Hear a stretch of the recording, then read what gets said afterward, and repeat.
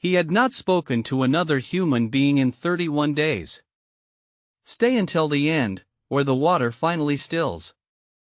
The solitude was a palpable thing, a presence that filled the empty spaces of the lighthouse.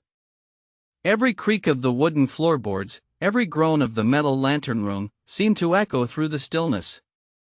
The keeper's footsteps, soft on the stone stairs, were the only sound that broke the silence. As he climbed, the wind outside began to pick up, whipping the sea into a frothy frenzy. The keeper watched, mesmerized, as the waves crashed against the rocky shore. What happened next changed everything he thought he knew about himself. The storm raged on, a symphony of wind and water that seemed to wash away all his worries, all his fears.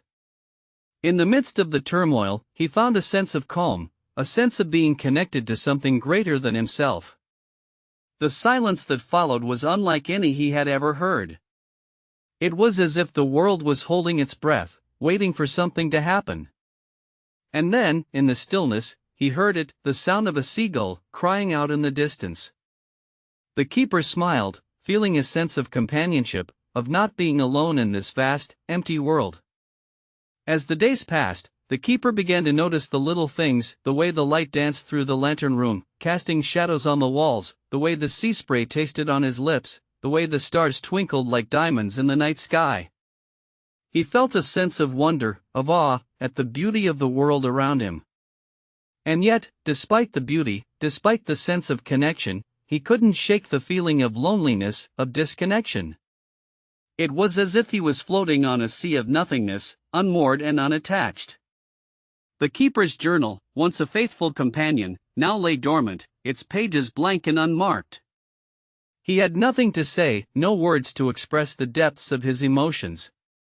The pen felt heavy in his hand, the words stuck in his throat. But still he wrote, the words flowing out of him like blood from a wound. He wrote of his fears, of his doubts, of his hopes and his dreams. He wrote of the world outside, of the people and the places he had left behind. And as he wrote, the keeper began to understand, to see the world in a new light. He realized that solitude was not the absence of connection, but a different kind of connection, a connection to oneself, to one's own heart and soul. The keeper's journey, both outward and inward, had changed him, transformed him in ways he was still discovering. As he stood at the top of the lighthouse, looking out at the vast expanse of sea and sky, he felt a sense of peace, a sense of belonging. He was no longer alone, no longer adrift in a sea of nothingness. He was a part of something greater, something that connected him to all that was, all that is, and all that would be. The keeper's story, like the sea itself, was ever-changing, ever-flowing. It was a story of solitude and connection, of disconnection and belonging. And as the sun set on another day, casting the world in a warm, golden light, the keeper smiled, knowing that he was exactly where he was meant to be. The world, in all its beauty and complexity, was a mysterious and wondrous place, full of surprises and full of wonder.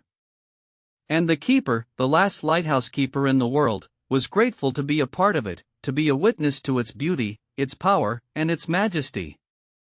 As the stars began to twinkle in the night sky, the keeper's thoughts turned inward, reflecting on the journey that had brought him to this place. He thought about the people he had met, the experiences he had had, and the lessons he had learned. And he realized that the journey of solitude and self-discovery, was not unique to him, but was a universal human experience. We all, at some point in our lives, must navigate the complexities of our own hearts, our own minds, and our own souls. We all must confront our fears, our doubts, and our uncertainties. And we all must find our own way, our own path, through the darkness and